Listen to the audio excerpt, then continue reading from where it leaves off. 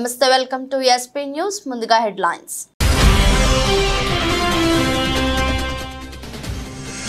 రాజకీయాలు పక్కన పెట్టి రైతులకు న్యాయం చేయండి కాంగ్రెస్ ప్రభుత్వాన్ని డిమాండ్ చేసిన BRS working president KTR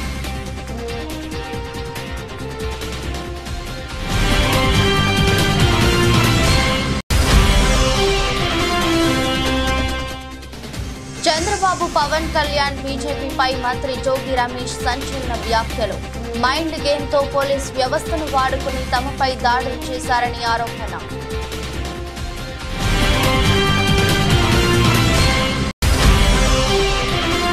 RBI నివేదిక ప్రకారం తెలంగాణ అప్పు 3.89 లక్షల కోట్లు అన్న కేటీఆర్ అబద్ధాలతో తెలంగాణ ప్రజలను మోసం చేస్తున్న సీఎం మరియు ఆర్థిక మంత్రి వెంటనే క్షమాపణ చెప్పాలని డిమాండ్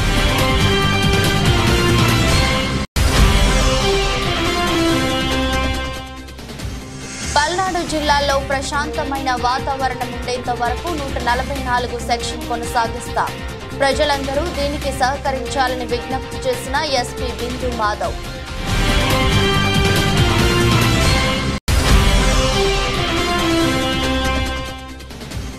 గత 3 రోజులుగా ధాన్యం కొనుగోలు చేయడం లేదంటూ మెదక్ జిల్లాలో రోడ్డెక్కిన రైతులు వెంటనే ధాన్యం కొనుగోలు ప్రక్రియ వేగవంతం చేయాలని రైతుల డిమాండ్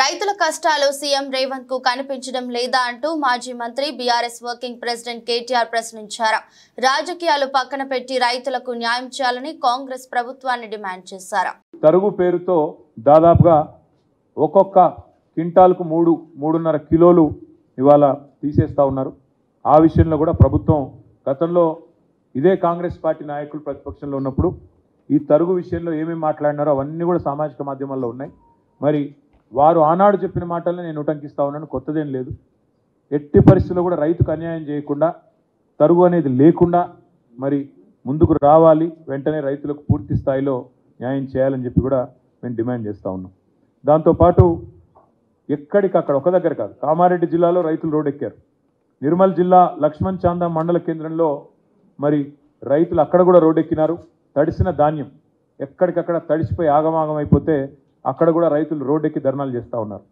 యాదాద్రి భువనగిరి జిల్లాలో బీబీనగర్ దగ్గర ధాన్యం బస్తాలతోనే నిరసన కూడా తెలిపినారు వరంగల్ వెళ్లే రోడ్డు మీద మరి వాహనాల రాకపోకలు స్తంభించిపోయిన పరిస్థితి రాజన్న సిరిసిల్ల జిల్లాలో కూడా ఈరోజు కోనరావుపేట మండలం మల్కపేటలో రైతులు ధర్నా చేస్తూ ఉన్నారు వరి ధాన్యం కొనుగోలు చేపట్టడం లేదంటే రాష్ట్ర వ్యాప్తంగా దాదాపు నేను కోట్ చేసింది కేవలం 4 జిల్లాలు యాదాద్రి భువనగిరి నిర్మల్ కామారెడ్డి రాజన్న సిరిసిల్ల ఇవి మాత్రమే కాకుండా ఇంకా చాలా చోట్ల రైతులు గత 25-30 రోజులుగా ధాన్యం తెచ్చిన తర్వాత కూడా ఇంతవరకు కొనుగోలు చేయకుండా అధికార యంత్రాంగం పట్టించుకోకుండా పర్యవేక్షించే నాదుడు లేకుండా దయనీయమైన స్థితిలో ఉన్నారు ఇప్పటికైనా ప్రభుత్వం రాజకీయాలు పక్కన పెట్టి మరి వెంటనే రంగంలోకి దిగి ప్రభుత్వం తాను చేయాల్సిన పని ఫుడ్ కార్పొరేషన్ ఆఫ్ ఇండియా ద్వారా కొనుగోలు చేసి వెంటనే తడిసిన ధాన్యాన్ని కొనుగోలు చేయాలి తరుగు లేకుండా కొనుగోలు చేయాలి వెంటనే కొనుగోలు ప్రక్రియను వేగవంతం చేయాలని చెప్పి కూడా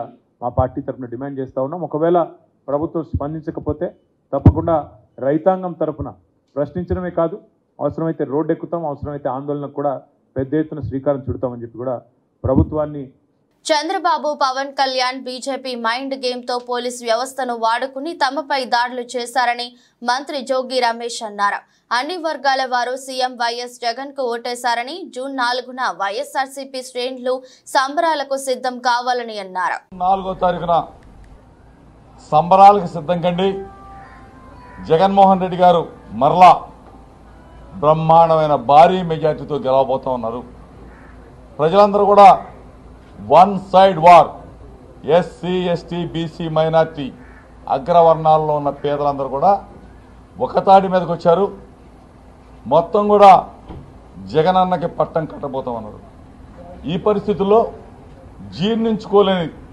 చంద్రబాబు నాయుడు పవన్ కళ్యాణ్ బీజేపీ మైండ్ గేమ్తో ఎలక్షన్ కమిషన్ని అదేవిధంగా పోలీసు వ్యవస్థని ఆ వ్యవస్థలో ఉన్న కొంతమందిని వాడుకొని మా మీద దాడులు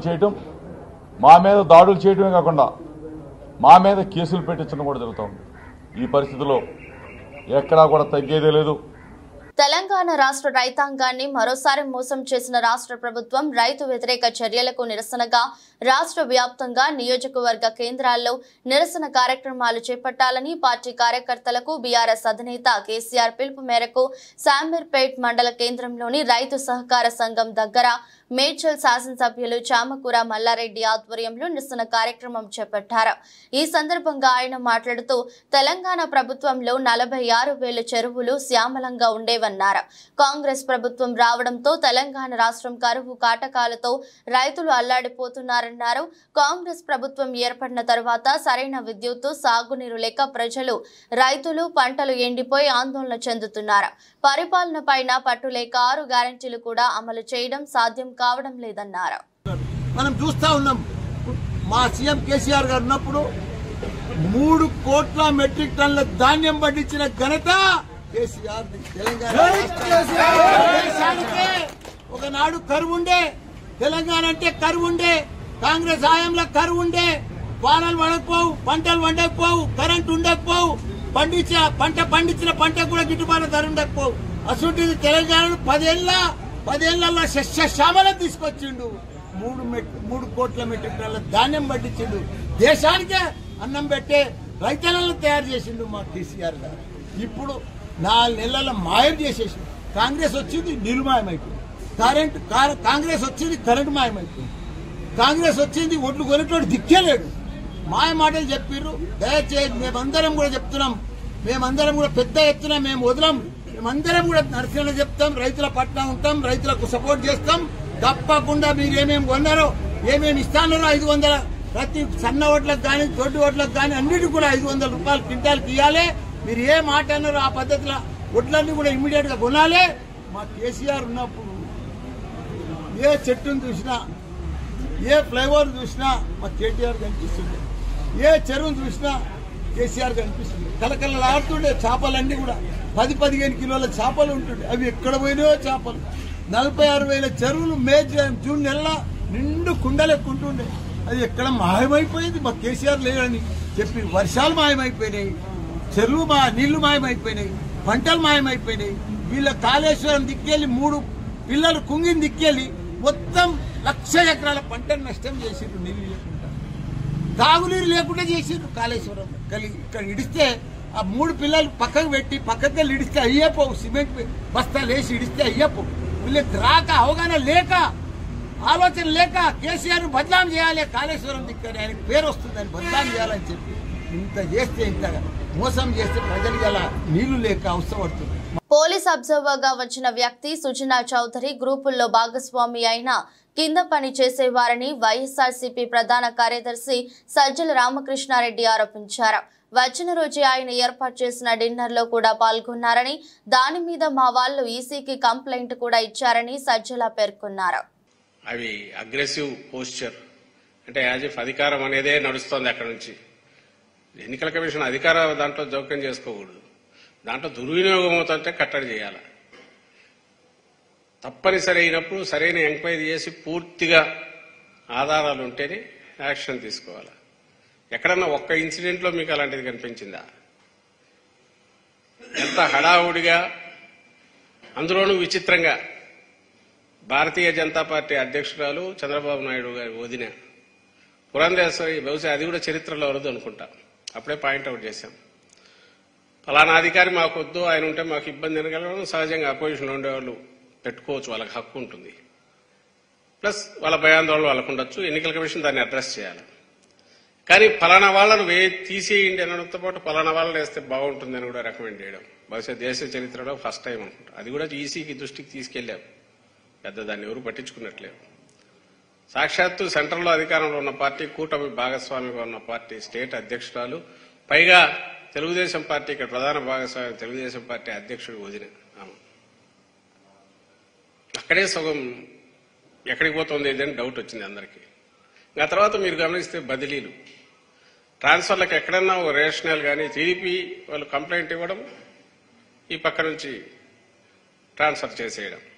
29 మంది అధికారులు, కీ అఫీషియల్స్, ఎన్నికల నిర్వహించాల్సిన దాంట్లో అత్యంత ఇంపార్టెంట్ దీంట్లో ఉన్న 29 మంది అధికారులను ట్రాన్స్ఫర్ చేస్తే అందులో 25 మంది పోలీస్ అధికారులే ఉన్నారు.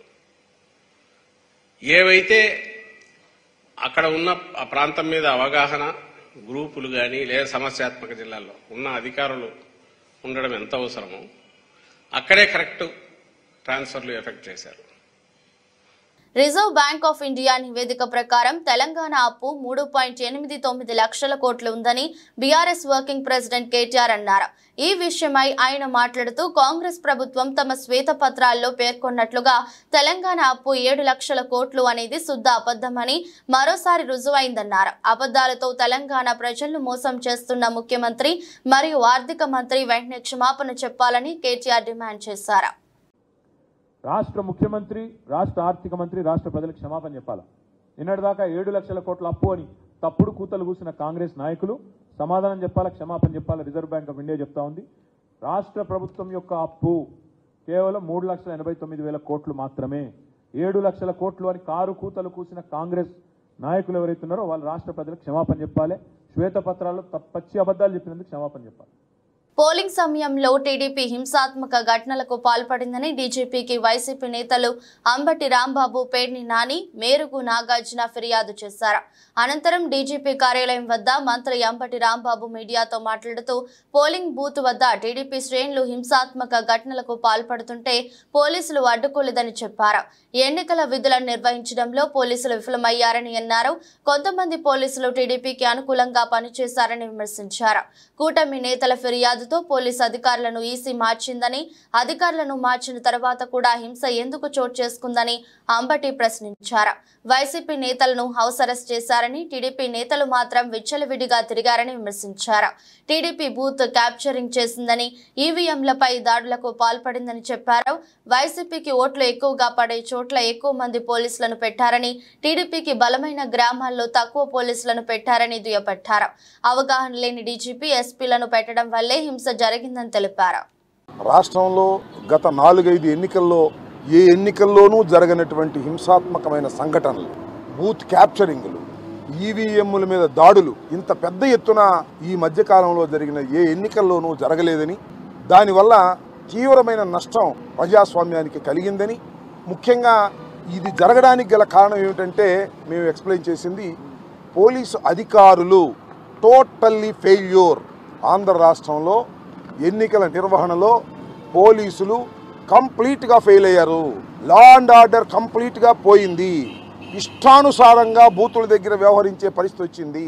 ప్రజాస్వామ్యంలో ఇలాంటి దుస్థితి రావడం అనేది చాలా అరుదైనటువంటి సంఘటనలుగా నేను భావిస్తున్నాం మేమందరం కూడా. అదే విషయాన్ని ఆయనకి చెప్పడం జరిగింది. ఇక్కడ ఇంకొకటి వ్యాలిడ్ పాయింట్ ఏంటంటే పోలీసు ఫెయిల్యూర్ అయ్యిందా లేక పోలీస్ వ్యవస్థలో కొంతమంది తెలుగుదేశంతో కొల్లుడయ్యారా అనేది మాకు అర్థం కానటువంటి అంశం. దాని మీద విచారణ జరపవలసిందిగా కూడా కోరాం. ఎక్కడైతే మాకు బాగా బలంగా ఓట్లు పడతాయి అనుకుంటారో అక్కడ పోలీస్ బందోబస్తు ఎక్కువ పెట్టారు. ఎక్కడైతే మాకు బలంగా ఓట్లు పడవు, తెలుగుదేశానికి అనుకూలంగా ఉంటాయి అనుకున్న చోట పోలీసులు పెట్టలేదు.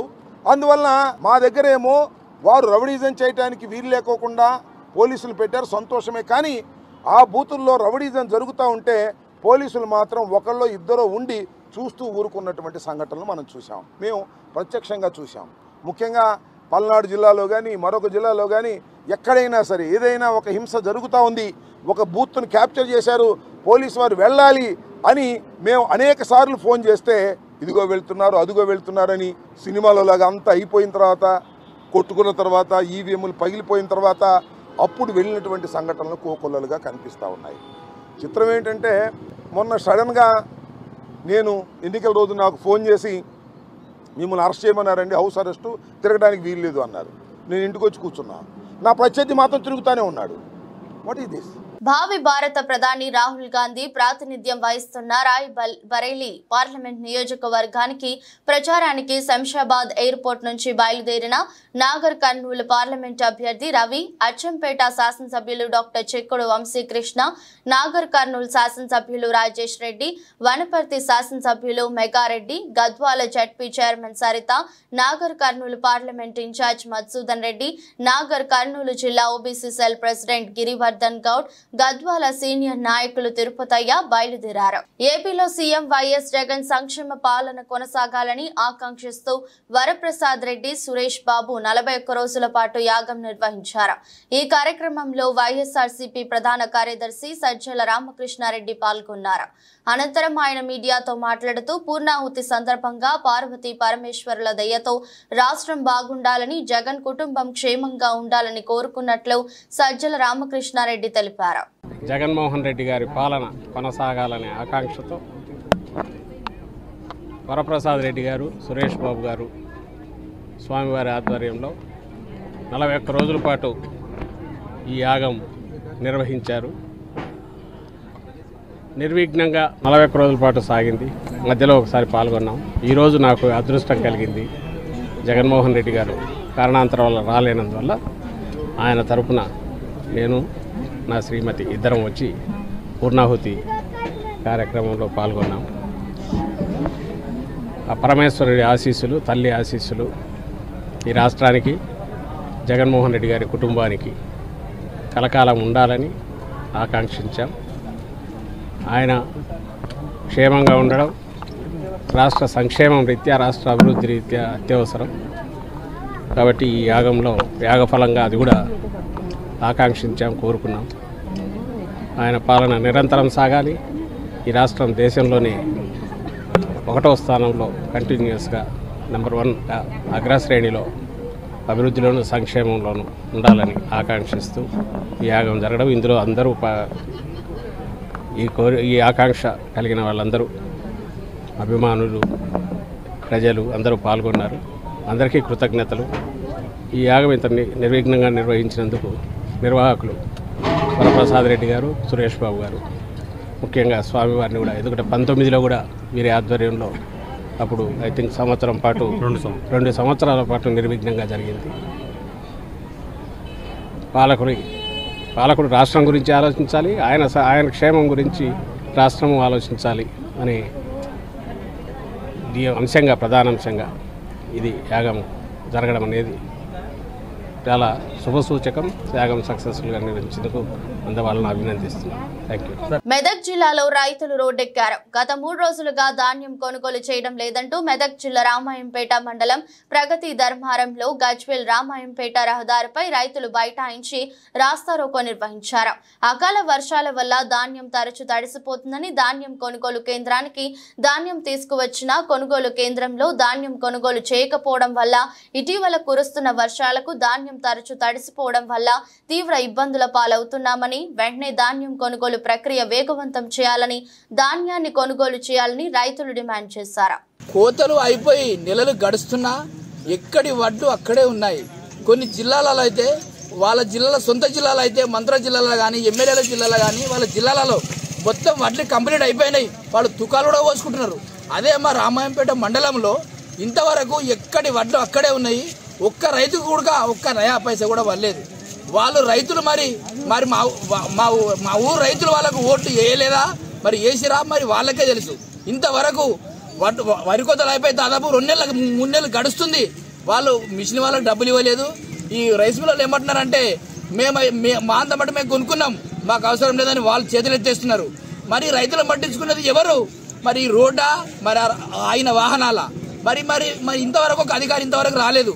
మా ఊరికి ఇన్ఛార్జ్ మరి ఎంఈఓ గారు వాళ్ళు ఎవరు ఇంతవరకు కూడా పట్టించుకోలేదు. ఒక్క పైసా కూడా పడలేదు రైతుల అకౌంట్లో, ఒక గింజ కూడా కొనలేదు. అక్కడ దాదాపు ఒక 30 లారీల 40 లారీల వడ్లు అక్కడ ఐకేపీలో ఉన్నాయి. ఐకేపీ సెంటర్ రాసే వ్యక్తి గాని, అక్కడ ఏవో గాని, అక్కడ డైరెక్టర్ గాని ఇంతవరకు ఇంత ఉదయం 6 గంటల నుంచి కూర్చున్నాం ఇక్కడ రైతులను. ఇక్కడ ఇంతవరకు కూర్చున్నా కూడా ఏ ఒక్క అధికారి వచ్చి మరి ఏమైంది, మీ పరిస్థితి ఏంది, ఇంతవరకు వచ్చి మమ్మల్ని ఇంతవరకు అడిగిన వ్యక్తి ఎవరు లేరు. ఇంకా వేరే జిల్లాలలో, వేరే రాష్ట్రాల్లో కానీ ఇంతవరకు వడ్లు మొత్తం కొన్నారు, అంత అయిపోయింది, పనులు అయిపోయినాయి. మా ధర్మారం మీద ఇంత కక్ష ఎందుకు అని మేము ప్రశ్నిస్తున్నాము. జై జవాన్, జై కిసాన్, జై జవాన్. ధాన్యం కొనుగోలు పూర్తి స్థాయిలో కంప్లీట్ చేస్తున్నామని రాష్ట్ర ప్రభుత్వం చెప్తున్నా. ఇటు మెదక్ జిల్లా అధికారులు ఏం చేస్తున్నారు? రాష్ట్ర వ్యాప్తంగా పూర్తిగా ధాన్యం కొనుగోలు కంప్లీట్ అవుతున్నాయి. నేను కరీంనగర్ సైడ్ చూసినాను, వేరే ఏరియాలో చూశాను. పూర్తి కల్లాల ధాన్యం కూడా లేదు. కానీ మెదక్ జిల్లాకు ఏమి శని ఉట్టుకొచ్చింది అర్థం అవుతుంది. దాదాపు కల్లాలకు ధాన్యం వచ్చి నెలలు గడుస్తున్నా. ఇప్పటికీ కొనుగోలు పూర్తయితలేవు. ఎందుకు పూర్తయితలేవు? ఏ రైస్ మిల్లకు అలాట్ చేసుకుంటున్నారు? ఇటు అధికారుల అలసత్వం స్పష్టంగా కనిపిస్తుంది. ఏం చేద్దామనుకుంటున్నారు రైతులు అనేది అర్థమవుతుంది. ఇటు ప్రభుత్వాలు మారినా రైతు సమస్యలు మారడం లేదు. ఎందుకు ఈ అధికారుల అలసత్వం ఎందుకు వహిస్తున్నారు? ఇప్పటికైనా జిల్లా యంత్రాంగం వెంటనే స్పందించి కొనుగోలు పూర్తి స్థాయిలో కంప్లీట్ చేయాలని. అకాల వర్షాలకు రోడ్ల మీద ఉన్న ధాన్యం అంతా కొట్టుకుపోతుంది. ఎవడు బాధ్యత వహిస్తాడు? పల్నాడు జిల్లాలో సార్వత్రిక ఎన్నికలు జరిగిన రోజు తర్వాత రోజున కొన్ని చోట్ల అవాంఛనీయ సంఘటనలు చోటు చేసుకున్నాయి. వారిపై కేసులు నమోదు చేయడం జరిగిందని, మళ్లీ ఇలాంటి సంఘటన పునరావృతం కాకుండా అన్ని చోట్ల తగు చర్యలు తీసుకుని జిల్లా వ్యాప్తంగా అన్ని చోట్ల 144 సెక్షన్ అమలు చేయడం జరిగిందని, ప్రజలందరూ దీనికి సహకరించి అవసరమంగా రోడ్లపైకి రావద్దని, గుంపులుగా తిరగరాదని పల్నాడు జిల్లా ఎస్పీ బిందు మాధవ్ తెలిపారు. రోజున అట్లనే ఆ తర్వాత గడిచిన రోజుల్లో అలానే ఆ తర్వాత గడిచిన రోజుల్లో కొన్ని చోట్ల కొన్ని సంఘటనలు అవాంఛనీయ సంఘటనలు చోటు చేసుకోవడం జరిగింది. వీటన్నిటిలోనూ కేసెస్ రిజిస్టర్ చేశాం. అట్లనే ఇటువంటి సంఘటనలు పునరావృతం కాకుండా అన్ని చోట్ల తగు చర్యలు తీసుకోవడం జరిగింది. పూర్తిగా పటిష్టమైన బందోబస్తు ఏర్పాట్లు చేశాం. అన్ని చోట్లకి ఫోర్స్ వచ్చింది. పూర్తిగా జిల్లా వ్యాప్తంగా 144 సెక్షన్ విధించడం జరిగింది. ఆ 144 సెక్షన్ని అమలు చేయడంలో కూడా పూర్తిగా చర్యలు తీసుకున్నాము. క్లియర్గా మీరు ఇప్పుడు వస్తుంటే చూసుంటారు. ప్రతి చోట కూడా ఎవరు గుంపులుగా తిరగకుండా అన్ని రకాల చర్యలు తీసుకున్నాం. అట్లనే ఈ సంఘటనలకు పాల్పడిన వాళ్ళని కూడా అరెస్ట్ చేయడం మొదలైంది. పూర్తిగా సిచ్యువేషన్ కంట్రోల్లో ఉంది. అందరూ సంయమనం పాటించి ఇట్లాంటి ఉద్రేకాలకు పోకుండా ప్రశాంతమైన వాతావరణం నెలకొనేలాగా సహకరించాలి. 144 సెక్షన్ నిరవధికంగా విధించామండి. ఎప్పటిదాకా అవసరం అయితే అప్పటిదాకా అని ఇచ్చారు ఆర్డర్. ఎప్పుడు అవసరం అనుకుంటే ఆ రోజు రిసీవ్ చేస్తారు. ఇప్పటి వరకు మాచర్ల, నర్సరావుపేట అసెంబ్లీ కాన్స్టిట్యూన్సీలో కలిపి 20 పైన కేసులు నమోదు చేయడం జరిగింది. ఇంకా దానిలో అక్యూజ్డ్, అరెస్టెడ్ ఇవన్నీ ఇన్వెస్టిగేషన్లో ఉన్నాయి. ఆ డీటెయిల్స్ అన్ని ఒకసారి ఫైనలైజ్ అయిన తర్వాత తెలియజేయడం జరుగుతుంది. 20 కన్నా తక్కువే అనుకుంటా. అందుకే కేసుల నెంబర్ అవి ఇప్పుడు ఇన్సిడెంట్ బట్టి జరిగిన ప్రతి ఇన్సిడెంట్లోనూ కేసు రిజిస్టర్ చేయడం జరిగింది. ఆ వివరాలన్నీ ఒకసారి ఇన్వెస్టిగేషన్ ఫైనలైజ్ అయిన తర్వాత మీకు ఇస్తాం. కొంతమంది పోలీస్ సిబ్బంది మీద వచ్చేటువంటి ఆరోపణలు, కొంతమంది సస్పెండ్ అయ్యారు, కొంతమంది చర్యలు ఇప్పటిదాకా అయితే సార్ 144 సెక్షన్కి కర్ఫ్యూ లాగా వ్యవహరిస్తున్నారు సార్? లేదండి. అంటే షాప్లో సెక్షన్ అంటే మేము ఏమనలేదు. 3 కన్నా ఎక్కువ మంది చేరద్దు అంటుంటే వాళ్ళకి ఎవరు రావట్లేదు కదా, రోడ్ల మీద ఎవరు తిరగట్లేదని వాళ్ళు. అంటే వ్యాపార సంస్థలు మూసేస్తున్నారు కదా సార్, పబ్లిక్ ఇబ్బంది అవుతున్నట్టుంది. లేదు 144 సెక్షన్ అంటే 144 సెక్షనే. గుంపులుగా తిరగకూడదు. 3 అంతకన్నా తక్కువ మంది మాత్రమే ఉండాలి. రోడ్ల మీద అన్నెసరీగా సంచరించకూడదు. ఇవి 144 సెక్షన్. అంటే అంటున్నారండి, వాళ్ళు మూసేశారు. సత్యంపల్లిలో ఎక్కడ మూసారు? మాది షాపులు మీయటం అనేది మా పరిధి కాదండి. దానికి నెసరీ ఆర్డర్ ఎవరు ఇచ్చారో వాళ్ళకి ఇలాగే కొనసాగుతుంది. ప్రశాంతమైన వాతావరణం కంటిన్యూ అయ్యేదాకా. Thank you sir. అన్నమయ్య జిల్లా రాజంపేటలో నేడు బుధవారం తెలుగుదేశం పార్టీ కార్యాలయంలో టీడీపీ పార్టీ రాష్ట్ర అధికార ప్రతినిధి మేడా విజయశంకర్ రెడ్డి విలేకరులతో ఆంధ్రప్రదేశ్లో జూన్ 4వ తేదీ తెలుగుదేశం పార్టీ 100కు పైన సీట్లు అత్యధిక మెజారిటీతో వస్తాయని, నారా చంద్రబాబు నాయుడు ఏపీ ముఖ్యమంత్రిగా ప్రమాణ స్వీకారం చేస్తారని, అలాగే రాజంపేటలో టీడీపీ పార్టీ ఎమ్మెల్యే అభ్యర్థి సుఖావాసి బాలసుబ్రహ్మణ్యం మెజారిటీతో గెలుస్తాడని, రాజంపేట నియోజకవర్గంలో జరిగిన ఎన్నికలకు టీడీపీ, జనసేన, బీజేపీ పార్టీ సైనికులు పట్టుదలతో విశ్వాసంగా పనిచేయడానికి కృతజ్ఞతలు తెలిపారు. ఇప్పటి వరకు వచ్చిన అంచనాల ప్రకారం, తెలుగుదేశం పార్టీ లెక్కల ప్రకారం తెలుగుదేశం, జనసేన, బీజేపీ కూటమి అంటే ఎన్డీఏ కూటమి ముందంజలో ఉందని చెప్పడానికి చాలా ఆనందంగా ఉంది. ఒక పాజిటివ్ ట్రెండ్ స్పష్టంగా రాష్ట్రం అంతా కనబడుతోంది. చంద్రబాబు నాయుడు గారి మీద, పవన్ కళ్యాణ్ గారి మీద, అట్లాగే కేంద్రంలోని మోడీ ప్రభుత్వం మీద కూడా పూర్తిగా ఒక నమ్మకంతో ఈ రాష్ట్రంలో జరుగుతున్న అరాచకాల్ని, అవినీతిని అంతమొందించాలా, ఈ రాష్ట్రంలో జరుగుతున్న దమనకాండను ఆపాలా? అభివృద్ధి అనే పదాన్ని ఎక్కడా కూడా లేకుండా ఈ రాష్ట్రాన్ని అధోగతి పాలు చేసిన జగన్మోహన్ రెడ్డి గారిని పూర్తిగా బంగాళాఖాతంలో కలిపేయాలా అనే ఒక కృత నిశ్చయంతో, ఒక మహా ఆశయంతో ఈ రాష్ట్రాన్ని ఒక 10 నుంచి 15 ఏళ్ల పాటు ఎనిక్కి నెట్టిన ఈ వైసీపీ పరిపాలనను ఇప్పటికైనా కూకటివేలతో పెగిలించకపోతే ఈ రాష్ట్రం సర్వనాశనం అయిపోతుందనే ఒక ఆవేదనలో వయసుతో సంబంధం లేకుండా, జెండర్తో సంబంధం లేకుండా పూర్తిగా అన్ని వర్గాల వారు, అన్ని కులాల వారు పూర్తిగా ఏకపక్షంగా ఈరోజు రాష్ట్రం అంతా మే 13వ తేదీన పూర్తిగా ఇండియా కూటమికి సపోర్ట్ చేశారనేది ఈ సందర్భంగా మీ అందరికీ కూడా చెప్పదలుచుకుంటున్నాం. తెలుగుదేశం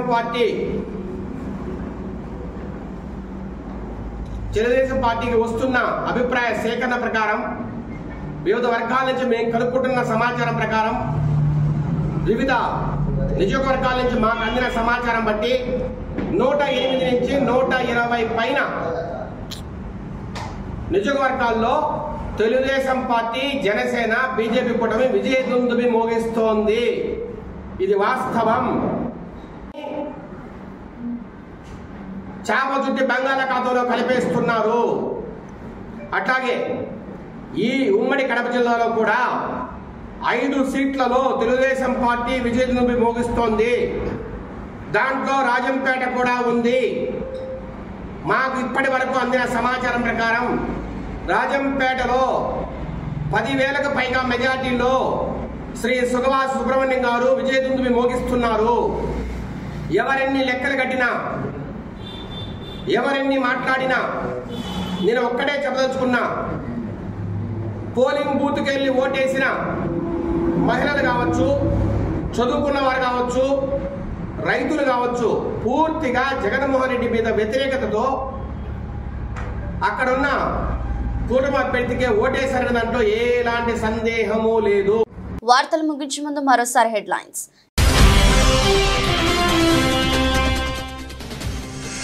రాజకీయాలు పక్కన పెట్టి రైతులకు న్యాయం చేయండి. కాంగ్రెస్ ప్రభుత్వాన్ని డిమాండ్ చేసిన BRS working president KTR.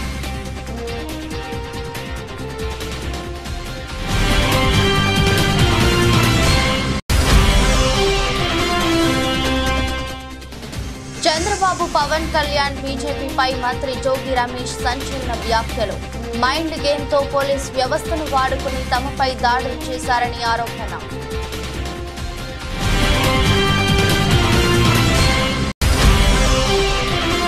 RBI నివేదిక ప్రకారం తెలంగాణ అప్పు 3.89 లక్షల కోట్లు అన్న కేటీఆర్. అబద్దాలతో తెలంగాణ ప్రజలను మోసం చేస్తున్న సీఎం మరియు ఆర్థిక మంత్రి వెంటనే క్షమాపణ చెప్పాలని డిమాండ్.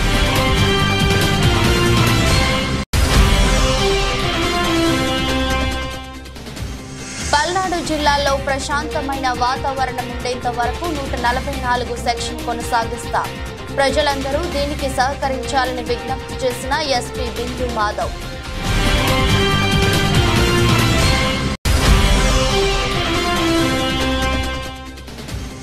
గత 3 రోజులుగా ధాన్యం కొనుగోలు చేయడం లేదంటూ మెదక్ జిల్లాలో రోడ్డెక్కిన రైతులు.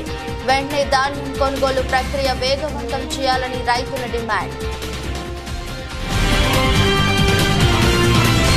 ఈ దృష్టి బులెటిన్ మరో బులెటిన్లో మళ్ళీ కలుద్దాం. అంతవరకు సెలవు. నమస్కారం.